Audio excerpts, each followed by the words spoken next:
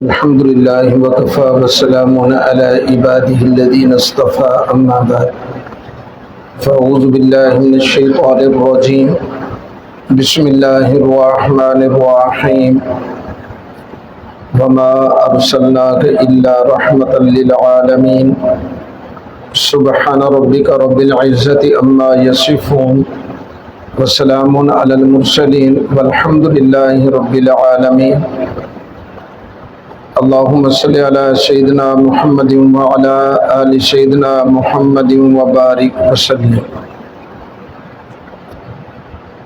میرے محترم بھائیو، دوستو، بزرگوں، سفر کے مہینے کا آج آخری جمعہ ہے۔ آنے والا جمعہ المبارک ربیع الاول کا پہلا جمعہ بنے گا۔ ربیع الاول کے مہینے کے بارے میں ہر مسلمان اتنی بات جانتا ہے کہ یہ اللہ کے پیارے حبیب صلی اللہ علیہ وسلم کی تشریف آوری کا مہینہ بھی ہے، اور اسی طرح آپ صلی اللہ علیہ وسلم کا دنیا سے پردہ فرمانے کا مہینہ بھی ہے۔ ربیع الاول میں یہ دونوں چیزیں ہیں۔ چنانچہ اسی مناسبت سے سرکار دو عالم صلی اللہ علیہ وسلم کی سیرت اور عظمت اور شان، آپ کے مختلف گوشہ زندگی سے تعلق رکھنے والے مضامین حضرات علماء کرام اور خطبہ حضرات بیان کرتے آ رہے ہیں، بیان کرتے رہیں گے تا قیامت یہ سلسلہ چلتا رہے گا۔ بقول حضرت مولانا علامہ وسعید صاحب دامت برکاتہم العالیہ کے، جو عالمی مجلس تحفظ ختم نبوت کے روح رواں ہیں اور عظیم الحمدللہ لیڈر ہیں، واجد میں آ کر، محبت میں آ کر ایک بات ارشاد فرمائی، اور حضرت کی کتاب کے اندر وہ بات چھپ بھی چکی ہے۔ فرماتے ہیں کہ اگر ساری دنیا کے پانی اکٹھے کر لیے جائیں نا، صرف یہ ٹیوبویل وغیرہ نہیں، نہریں نہیں، بلکہ دریا، سمندر وغیرہ، 71% ویسے بھی پانی ہے، 29% خشکی ہے جس پر یہ کرۂ ارض آباد ہے۔ چونکہ ساری دنیا کا پانی سیاہی بن جائے اور ساری دنیا کے درخت، صرف ماموکائنن کے نہیں، فیصل آباد کے نہیں، پاکستان کے نہیں، افریقہ تو جنگلات اور درختوں کے اعتبار سے پوری دنیا میں مشہور ہے، اور ساری دنیا کے درختوں کو کاٹ کر سیاہی بنا دیا جائے، اور اسی طرح سارے فرشتے جمع ہو جائیں، سارے جنات جمع ہو جائیں، اور سارے انسان جمع ہو جائیں، اور یہ اللہ کے محبوب صلی اللہ علیہ وسلم کی عظمت کو، سیرت کو لکھنا شروع کر دیں، فرمایا سیاہی ختم ہو جائے گی، کلمے گھس جائیں گے، لکھنے والوں کے ہاتھ تھک جائیں گے، اللہ کے محبوب صلی اللہ علیہ وسلم کی عظمت اور سیرت کا ایک باب بھی مکمل نہیں ہو سکے گا۔ اور یہ سلسلہ چلتا آ رہا ہے میرے بھائیوں۔ تو اس لیے اسی مناسبت سے ہم آج سے انشاءاللہ اللہ کے محبوب صلی اللہ علیہ وسلم کی سیرت اور عظمت سے آغاز کر رہے ہیں، اور یہ ربیع الاول کا کم از کم یہ پورا مہینہ تو سلسلہ چلتا رہے گا انشاءاللہ۔ اور آج جس چیز کا انتخاب کیا ہے، قرآن کریم کی معروف آیت مبارکہ ہے، تقریباً اکثر مسلمانوں کو یہ آیت مبارکہ زبانی یاد ہے۔ اللہ تعالیٰ اپنے محبوب صلی اللہ علیہ وسلم کو ارشاد فرماتے ہیں، وَمَا أَرْسَلْنَاكَ إِلَّا رَحْمَةً لِّلْعَالَمِينَ، کہ ہم نے آپ کو رحمت للعالمین ہی بنا کر بھیجا ہے۔ میرے آقا رحمت للعالمین ہیں۔ چنانچہ یاد رکھیں، اللہ جل شانہ نے ہمیں بہت زیادہ نعمتیں عطا فرمائی ہیں، دنیاوی نعمتیں اور دینی نعمتیں۔ اور دینی نعمتوں میں سے یاد رکھیں دو بڑی نعمتیں ہیں۔ نمبر 1، سب سے بڑی نعمت یاد رکھیں، یہ دین اسلام ہے۔ اللہ تعالیٰ کی بہت بڑی یہ نعمت ہے نا دین اسلام، کہ ہم نے کلمہ پڑھا، اسلام کو قبول کیا، ایمان لے آئے، یہ اللہ کی بہت بڑی نعمت ہے۔ چنانچہ سرکار دو عالم صلی اللہ علیہ وسلم نے ارشاد فرمایا، الاسلام یہدم ما کان قبلہ، اسلام قبول کر لینے کے بعد پچھلے جتنے گناہ تھے، اللہ تعالیٰ اسلام کی برکت سے وہ سارے معاف فرما دیتے ہیں، ختم کر دیتے ہیں۔ چنانچہ اسلام ہی تو ہے، کلمہ ہی تو ہے، ایمان ہی تو ہے، کہ جتنا مسلمان گیا گزرا ہو، کمزور ہو، گناہگار ہو، بالآخر یاد رکھیں کہ سزا بھگتنے کے بعد جہنم میں جائے گا. کافروں کا جانا وہ تو ہمیشہ کے لیے ہوگا. مسلمان کا جانا ایسے ہوگا جیسے تھوڑی دیر کے لیے سنارا سونے کو بھٹی میں ڈالتا ہے اور آگ کے اندر ذرا اس کو صاف کرتا ہے پھر نکال ہی لیتا ہے نا, ہمیشہ آگ میں تو نہیں رہتا. مسلمان جہنم میں جائے گا اسی طرح, اور بالآخر وہاں سے نکلے گا نا اور جنت کے اندر آئے گا نا.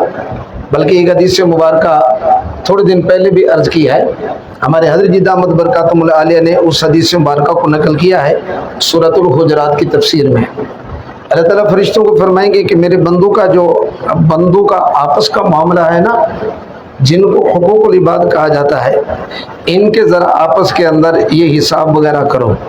میرا معاملہ ابھی رہنے دو حق اللہ. چنانچہ کسی نے کسی کے ساتھ زیادتی کی, حق دبایا, اب وہ حساب کتاب ہوگا. چنانچہ جس کا دینا تھا اس کی نیکیاں اس کے نام اعمال میں نیکیاں ختم ہو گئی, تو جس کے دینے ہیں اس کے گناہ اب اس کے نام اعمال میں وغیرہ.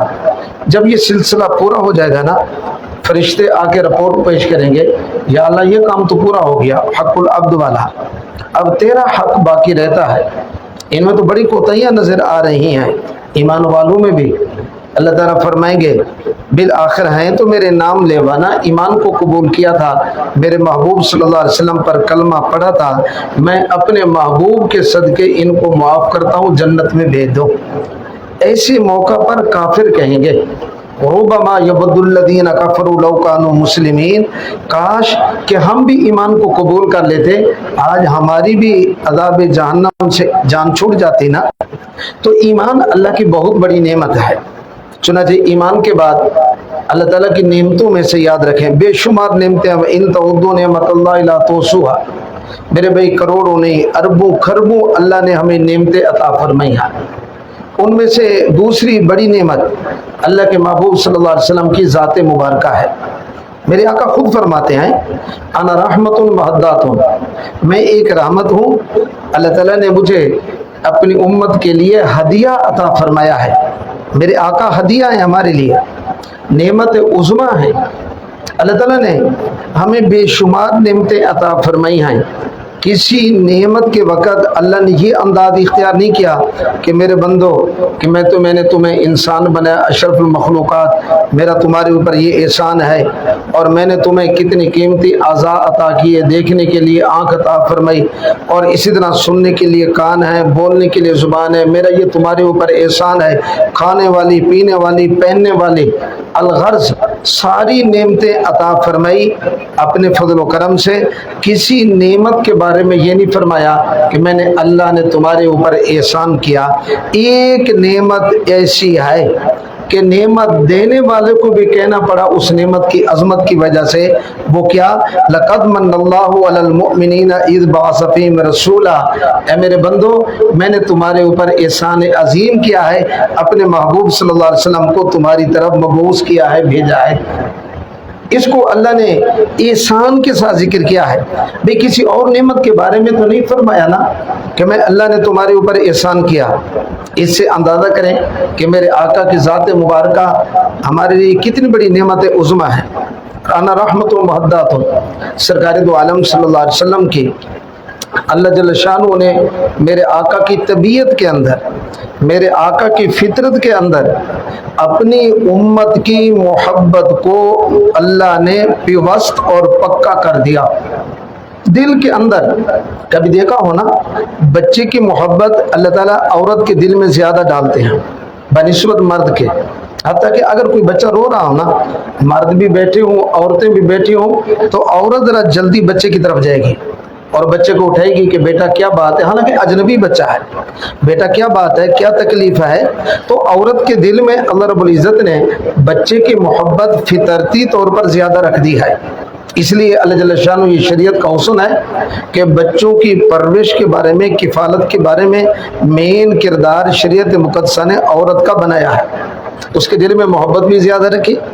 اسی مثال کو سامنے رکھتے ہوئے اللہ تعالیٰ نے اپنے محبوب صلی اللہ علیہ وسلم کے دل میں, اپنے محبوب صلی اللہ علیہ وسلم کی طبیعت مبارکہ میں اپنی محبت کو بہت زیادہ رکھ دیا ہے, اور اپنی امت کی محبت اتنی زیادہ کہ ان کی تکلیف کو میرے آقا اپنی تکلیف ہی سمجھتے ہیں، ان کی خوشی کو اپنی خوشی، ان کی پریشانی کو اپنی پریشانی۔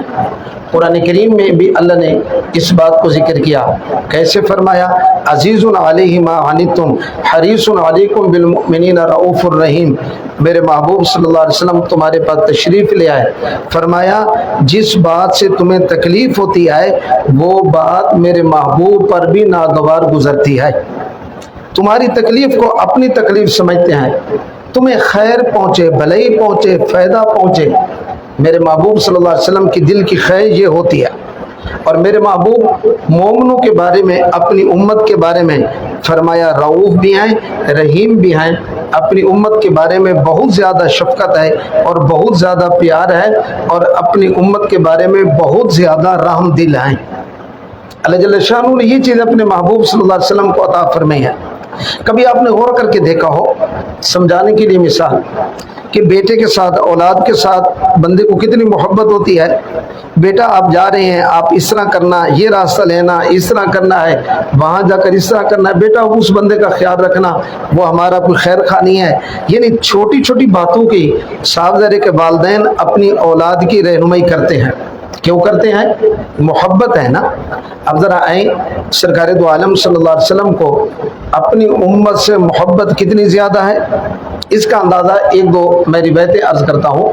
سرکار دو عالم صلی اللہ علیہ وسلم نے ارشاد فرمایا کہ رات کو سوتے وقت چراغ بجھا دیا کرو، کیونکہ یہ چھوٹے چھوٹے چوہے ہوتے ہیں، گھوم پھر رہے ہوتے ہیں، اگر چراغ جل رہا ہو اور چوہا اس کے ساتھ ٹچ کرے، چراغ گرے اور کہیں گھر کو آگ لگ جائے، گھر کے چراغ سے وہ بات نہ بن جائے۔ اب یہ محبت اور پیار نہیں تو اور کیا چیز ہے؟ اب ان کے سوتے وقت چراغ بجھا دیا کرو۔ سرکار دو عالم صلی اللہ علیہ وسلم نے یہاں تک فرمایا کہ جوتا پہننے کی ترتیب میں اس طرح نہ کیا کرو کہ ایک پاؤں میں جوتا ہو اور ایک پاؤں جوتے کے بغیر ہو، آدمی ان بیلنس ہو جاتا ہے، گرنے کا خطرہ ہے، تکلیف پہنچنے کا خطرہ ہے۔ سرکار دو عالم صلی اللہ علیہ وسلم نے یہاں تک فرمایا کہ سونے کی ترتیب کے اندر اس طرح نہ کیا کرو کہ آدھا جسم دھوپ پہ اور آدھا سائے کے نیچے، اس سے بھی آدمی کے بیمار ہونے کا اندیشہ ہوتا ہے۔ میرے آقا نے فرمایا ایسے مکان کی چھت پر نہ سویا کرو جس کے ارد گرد منڈیر دیوار نہ ہو۔ بعض دفعہ آدمی رات کو اٹھتا ہے اور وہ نہ بیدار نہ نیند کی پوری کیفیت، تو آدمی گر پڑتا ہے، نقصان پہنچنے کا خطرہ ہے نا۔ سرکار دو عالم صلی اللہ علیہ وسلم نے فرمایا کہ رات کو سوتے وقت فرمایا کہ اپنے بستر کو صاف کر لیا کرو اور پھر اس کے بعد دعا پڑھ کے سویا کرو۔ میرے آقا نے اس بات کی تعلیم دیا ہے۔ ہمارے حضرت جی نے ایک واقعہ نقل کیا ہے، فرماتے ہیں کہ دعا پڑھنے کے اور بستر کو صاف کرنے کے کتنے فوائد ہیں کہ نوجوان جوڑا تھا، نئی نئی شادی ہوئی تھی، تھوڑا عرصہ گزرا تھا، پہلے اوپر سوئے ہوئے تھے چھت پہ، اب بارش وغیرہ تو پھر نیچے آئے، تو نیچے آ کر جیسے وہ اپنا بیڈ وغیرہ کوئی کمبل وغیرہ پڑا تھا تو لائٹ نہیں جلی اور عورت بھی آ کے سو گئی۔ اب سو گئی تو تھوڑی دیر کے بعد دیکھا کہ پاؤں میں کوئی چیز نہ کاٹی کر رہی ہو، اور کاٹی جب اثر دیکھا زیادہ شدید تکلیف ہے، فوری اٹھی اور آ کر لائٹ کو آن کیا نا اور کمبل ہٹایا تو نیچے سانپ نکلا۔ اب سانپ ڈس چکا تھا، زہریلا، زہر نے اثر کیا، بالآخر وہ خاتون موت کے منہ چلی گئی۔ میرے آقا کتنی رہنمائی کر رہے ہیں، فرما رہے ہیں کہ جب سونے لگے نا تو بستر کو ذرا صاف کر لیا کرو۔ ہم بھی سستی کرتے ہیں، جیسے پڑھو جا کر سو گئے، بھی کوئی موزی چیز پہنچی ہو۔ تو میرے عرض کرنے کا مقصد یہ ہے کہ یہ بات اچھی طرح ہمیں سمجھ آ گئی کہ سرکار دو عالم صلی اللہ علیہ وسلم کے دل میں، جیسے عورت کے دل میں اللہ تعالیٰ نے بچے کی محبت رکھ دیا ہے، فطرتی طور پر اللہ تعالیٰ نے اپنے محبوب صلی اللہ علیہ وسلم کے دل اور طبیعت میں اپنی امت کی محبت کو رکھ دیا ہے۔ اب میں اس کے اوپر سرکار دو عالم صلی اللہ علیہ وسلم کو اللہ جل شانہ نے وما ارسلناک الا رحمت للعالمین، اس کا ترجمہ کیا ہے کہ رحمت للعالمین بنا کر بھیجا ہے، لیکن گرامر کے اعتبار سے ہم اس کو حسر کہتے ہیں علماء کی اصطلاح میں۔ اردو ترجمہ میں حسر والی بات آپ کو نہ سمجھ آئے، اب اردو ترجمہ یوں اس کا کریں، وما ارسلناک الا رحمت للعالمین، اے میرے محبوب صلی اللہ علیہ وسلم آپ کی ذات مبارکہ کو ہی ہم نے رحمت بنا کر بھیجا ہے سارے جہان والوں کے لیے، کسی اور کو یہ چیز نہیں عطا کی۔ ایاک نعبد و ایاک نستعین، تیری ہی عبادت کرتے ہیں، تجھی سے مدد مانگتے ہیں، تیرے سوا کسی اور سے نہیں۔ الا بذکر اللہ تطمئن القلوب، قلوب کا اطمینان اللہ تیرے ذکر میں ہے، تیرے ذکر کے علاوہ دلوں کا اطمینان نہیں ہے۔ اب اسی مثال کو سامنے رکھتے ہوئے وما ارسلناک الا رحمت للعالمین کا معنی یہ ہے کہ کائنات میں ایک ہی ہستی ہے اللہ کے محبوب صلی اللہ علیہ وسلم کی، جس کو اللہ نے سارے جہانوں کے لیے، سارے جہانوں کی مخلوق کے لیے، کل بنی آدم کے لیے رحمت بنا کے بھیجا ہے، اس کے علاوہ کسی اور کو یہ مقام اللہ نے نہیں عطا فرمایا۔ وما ارسلناک الا رحمت للعالمین، میرے آقا کی رحمت کو اگر دیکھنا چاہتے ہیں، اس کے اوپر نمونے کے طور پر یہ عاجز چند حدیث مبارکہ عرض کرتا ہے سرکار دو عالم صلی اللہ علیہ وسلم کہ میرے آقا سب کے لیے باعث رحمت ہے۔ اب حدیثیں سنتے جائیں، آپ کا ایمان تازہ ہوگا اور یہ بات اچھی طرح آپ کو سمجھ آ جائے گی کہ واقعتاً اللہ کے محبوب صلی اللہ علیہ وسلم کی ذات مبارکہ ہر مخلوق کے لیے، ہر ایک کے لیے باعث رحمت ہے، اور واقعتاً ان کے دل کے اندر امت کی محبت بھی ہے، اور بے غرض محبت ہے، یاد رکھیں، بے انتہا محبت اور بے غرض محبت ہے۔ سنی حدیث مبارکہ سرکار دو عالم صلی اللہ علیہ وسلم نے ارشاد فرمایا الا ان الجنت تحت اقدام الامہات، فرمایا اگر جنت تلاش کرنا چاہتے ہو نا، جو جنت تمہیں ماں کے قدموں کے نیچے ملے گی، تو میری آقا کی رحمت کا حصہ ماں کو ملا۔ دور جاہلیت میں ایسا بھی تھا میرے بھائیوں کہ ستیلی ماں کے ساتھ تو کرتے ہی کرتے تھے، بعد باپ کے فوت ہو جانے کے بعد شکی ماں کو بھی بیٹا منہ کالا کرتا، اپنی بیوی بنا کے رکھا کرتا تھا۔ میرے آقا نے دور جاہلیت کی ہر چیز کو ختم کیا، فرمایا الا ان الجنت تحت اقدام الامہات، اللہ نے جنت تمہاری ماں کی قدموں کے نیچے رکھ دی ہے۔ جنت تلاش کرنا چاہتے ہو، ہر آدمی جنت کا طالب ہے، گھر میں ماں ناراض ہے، باہر دعائیں کرواتا پھر رہا ہے، وہ دعائیں کہاں اثر کریں گی؟ جنت کو تو اپنے اختیار سے تو نے ٹھکرا دیا ہے۔ اور باپ کو رحمت سے حصہ کیسے ملا؟ میرے آقا نے فرمایا رضا الرب فی رضا الوالد و سخط الرب فی سخط الوالد، فرمایا سن لو، باپ اللہ کی طرف سے اتنی بڑی نعمت ہے، اگر تمہارے اوپر باپ راضی ہے تو یوں سمجھو اللہ بھی راضی ہے، اگر باپ ناراض ہے تو اللہ بھی ناراض ہے۔ اللہ کی رضامندی اور اللہ کی ناراضگی کو دیکھنے کے لیے باپ جس پہ راضی ہے تو یقین کر لو کہ اللہ بھی اس بندے پہ راضی ہے، اگر باپ ناراض ہے تو یقین کر لو کہ اللہ بھی اس بندے کے اوپر ناراض ہے۔ کتنا بڑا باپ کا مقام۔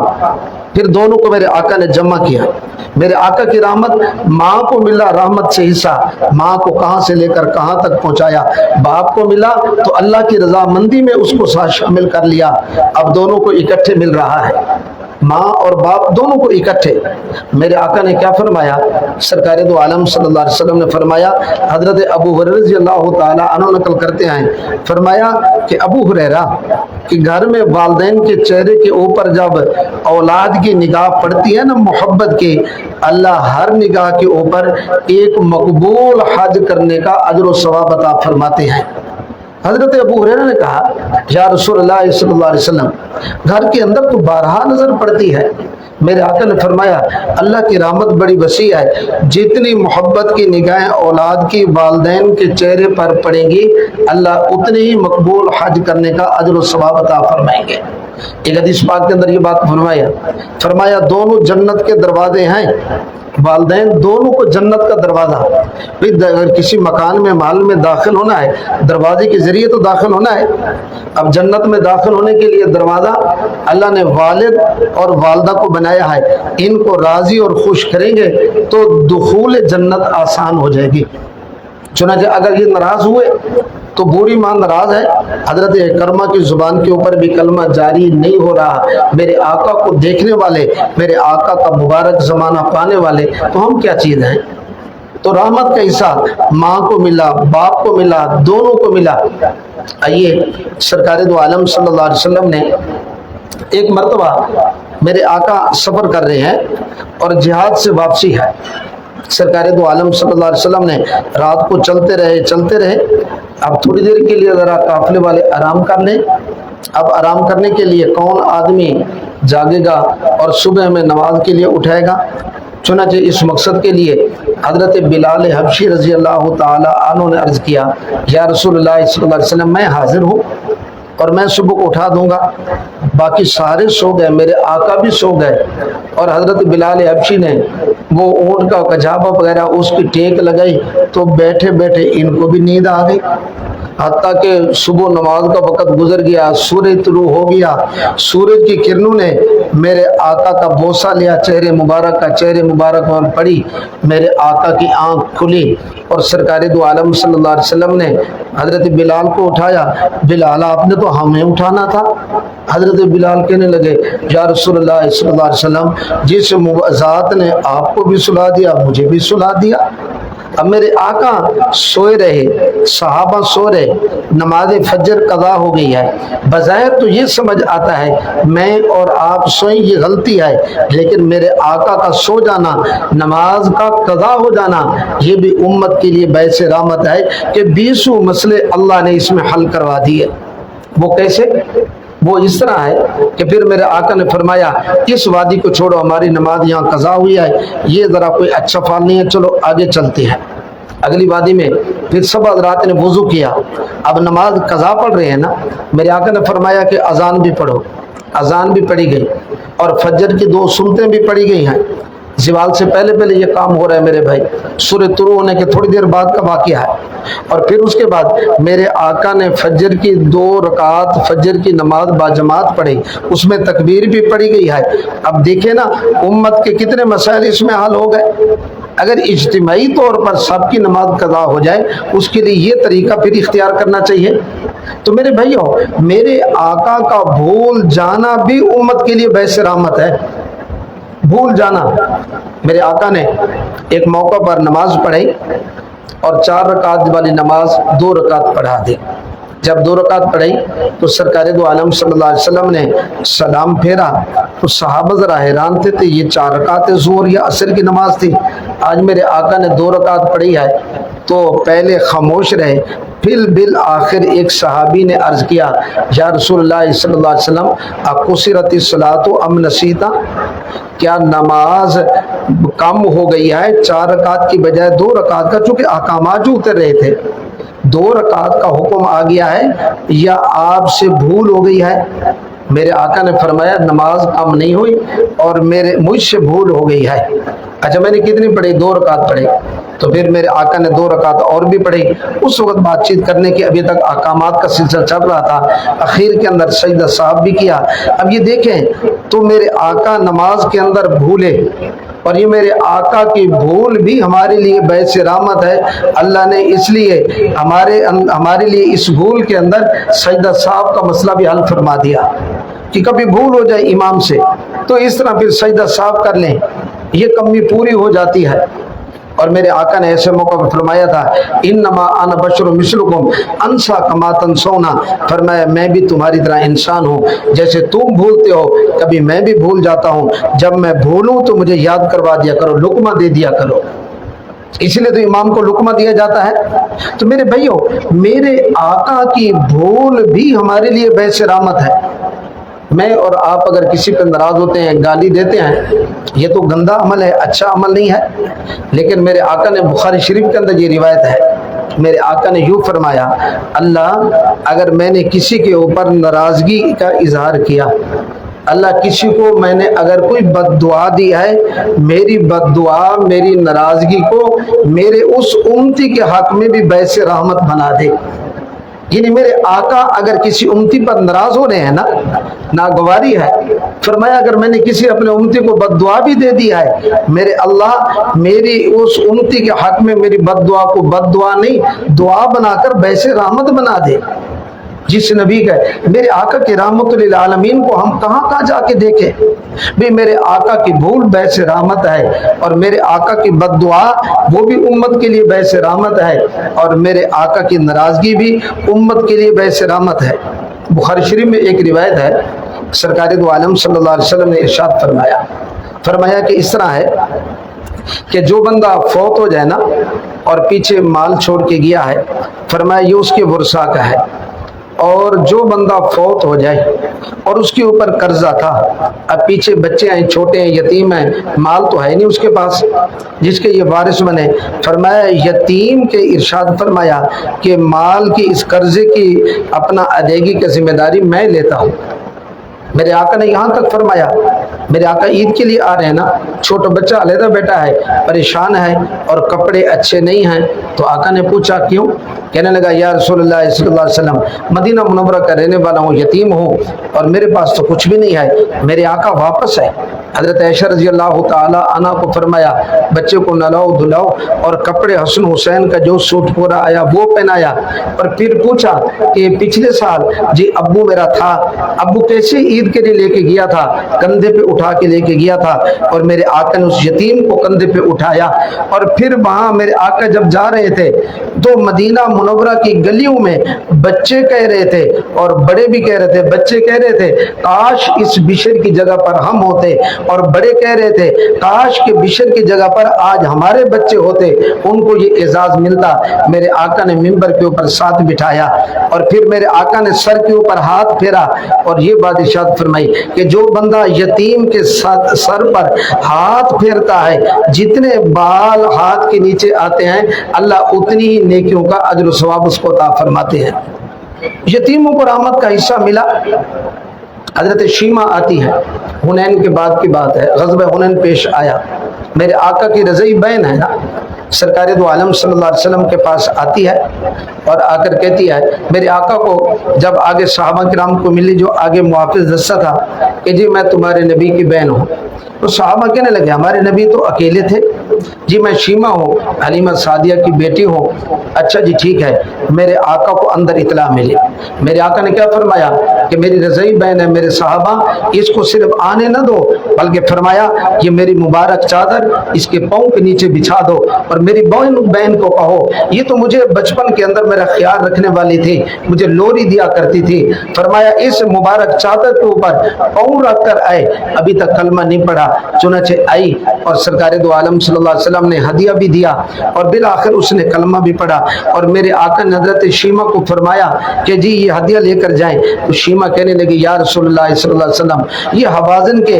اتنے 6000 قیدی ہیں، 40,000 جانور ہیں جو مال غنیمت بن چکا ہے، باندیاں اور غلام بن چکے ہیں، مرد اور عورتیں، آپ مہربانی کریں بہن کی سفارش کے اوپر سب کو رہائی عطا فرمائیں۔ میرے آقا نے رضعی بہن کی سفارش کے اوپر سب کو آزادی عطا فرما دی۔ رضعی بہن کے لیے باعث رحمت ہے، بہنوں کا حصہ بھی دبا کر کھا لیا، ڈھکار تک بھی نہ لیا۔ میرے آقا نے یہاں تک ارشاد فرمایا بیٹی باعث رحمت، فرمایا بیٹی اللہ کسی کو دے، من کانت لو انسا، اللہ نے بیٹی دی ہے اور بیٹی کی کیا کرتا ہے؟ پرورش کرتا ہے، تعلیم دیتا ہے، اور پھر بیٹے کو بیٹی پہ ترجیح دینا جیسے دور جاہلیت میں تھا کہ بیٹی کی تو کوئی ویلیو نہیں تھی، زندہ درگور قبر میں زندہ دفن کر دیتے تھے۔ میرے آقا نے اس جاہلیت والی رسم کو توڑ کر فرمایا اللہ نے بیٹی دی ہے، اس کی کفالت کی ہے، پرورش کی ہے، تعلیم دیا ہے، فرمایا کل جنت کے اندر اس طرح میرے ساتھ ہوگا، میں جنت میں جاؤں گا، میرا یہ امتی جو بیٹی کی کفالت اور پرورش کرنے والا ہے میرے ساتھ اس طرح جنت میں داخل ہوگا۔ میرے آقا نے، آقا کی رحمت بیٹی کو ملی، بیٹے کو ملی، میرے آقا کی رحمت کا حصہ اللہ نے میاں بیوی کو بھی عطا فرمایا۔ سرکار دو عالم صلی اللہ علیہ وسلم نے کیا ارشاد فرمایا خیرکم خیرکم لآلہ انا خیر لآلہ، فرمایا تم میں سے بہترین وہ ہے जो अपनी बीवी के लिए, घर वालों के लिए अच्छा और हुस्न अखलाक वाला साबित हो। मेरे आका ने फरमाया मेरी भी ये कैफियत है। सरकार दो आलम सल्लल्लाहु अलैहि वसल्लम इस कैफियत के साथ घर वक्त गुजारा करते थे। अमाइशा रज़ी अल्लाह तआला अन्हा चूँकि छोटी उम्र में आई थी और बड़े अजीब किस्म के वाक़यात पेश आ जाते थे, तो मेरे आका इस तरह अखलाक और प्यार और मोहब्बत के साथ रहते थे। और मेरे आका ने यहाँ तक फरमाया खामन के बारे में, औरत को ये बात इरशाद फरमाई, लौ अमरतु लिअहदिन अन यस्जुद लिअहदिन अमरतुल मरअता अन तस्जुद लिज़ौजिहा। फरमाया अल्लाह के सिवा अगर किसी को सजदा करने की इजाजत होती, मैं मोहम्मद करीम सल्लल्लाहु अलैहि वसल्लम औरत को हुक्म देता, बीवी को, कि वो अपने खामन को सजदा करे। सरकार दो आलम सल्लल्लाहु अलैहि वसल्लम की रहमत कैसा। मरने वालों के बारे में मेरे आका ने क्या फरमाया, अकरिमु, फरमाया अकरिमु अमवातकुम हस्नु अमवातकुम उज़कुरू महासिन मौताकुम। फरमाया मरने वालों की खूबियां बयान किया करो, मरने वालों के गिले और शिकवे न किया करो। मेरे आका की रहमत जिंदा क्या मरने वालों को भी मिल रही है, जानवरों को भी मिल रही है। अब वक्त नहीं आए, बल्कि आखिर के अंदर एक बात और अर्ज करके, जिब्रील अमीन कितना अल्लाह का मुकर्रब और महबूब और प्यारा फरिश्ता है। जिब्रील अमीन से पूछा गया कि जी आपको भी क्या अल्लाह के महबूब सल्लल्लाहु अलैहि वसल्लम की रहमत का कोई हिस्सा मिला। आका की रहमत हर चीज को मिली है, क्या आपको भी कोई हिस्सा मिला। जिब्रील अमीन ने कहा कि हाँ मुझे भी हिस्सा मिला। मैंने इब्लीस को देखा था कि उसने हजारों साल अल्लाह की इबादत की है, रांदा दरगार बना, और मैं अपने बारे में बड़ा खौफ वाला और परेशान, पता नहीं कहीं मुझे भी दरगाह से निकाल न दिया जाए। लेकिन जिस वक्त अल्लाह के महबूब सल्लल्लाहु अलैहि वसल्लम पर वही उतरी, इधर शम्स कुव्विरत वाले ये आयात मुबारका अल्लाह ने मुझे दी, इन्नहु लक़ौलु रसूलिन करीम दी कुव्वतिन इंदा दिल अर्शी मकीन मुताइन सम्मा अमीन। जिब्रील के बारे में अल्लाह ने फरमाया अमीन है, फरमा बरदार है वगैरह, और ये करीम है। तो जिब्रील फरमाते हैं फिर मुझे अल्लाह के महबूब सल्लल्लाहु अलैहि वसल्लम की रहमत का ये सदके ये पता चला कि अल्हम्दुलिल्लाह मेरा खात्मा भी ठीक होगा, मैं आखिर तक ठीक रहूंगा। तो भी अल्लाह के महबूब सल्लल्लाहु अलैहि वसल्लम की रहमत अल्लाह जल्ल शानु ने कुल कायनात को अता फरमाई है। 20 और भी हदीसें मेरे ज़हन के अंदर थी जिनका मैंने मुताला भी किया था। अब वक्त की नज़ाकत को मलूद रखते हुए यहाँ बात को ख़त्म कर रहे हैं। दुआ है कि अल्लाह ताला तौफीक अमल नसीब फरमाए।